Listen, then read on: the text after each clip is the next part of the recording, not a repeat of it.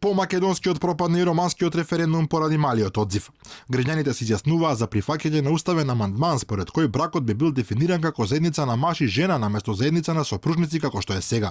Централната изборна комисија соопшти дека не успеал дводневниот референдум за промена на уставот, бидејќи излезноста била 20,4%, додека за успех на референдумот беше потребна излезност од 30% од запишаните избирачи.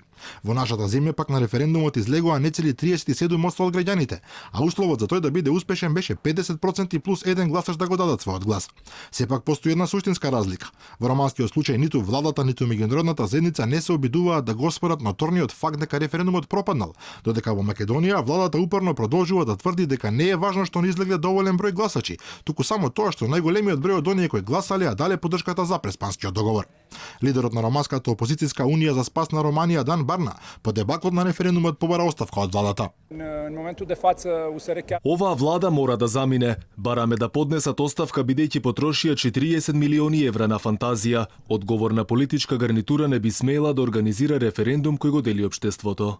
За споредба, македонскиот опозицијски лидер Христијан Мицкоски по неуспехот на референдумот за промена на името побара владата само да се придржува на правилата на игра, односно да го отфрли договорот со Грција и да прифати формирање на влада според пржински модел, доколку сака на предвремени избори да го поправи она што не успеа поради народниот бојкот.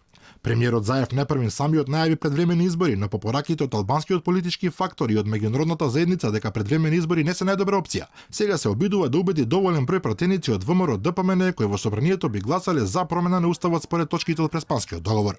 Со оглед на тврдиот став на пратеничката група на најголемата опозицијска партија, се чини дека шансите за такво нешто се само теоретски.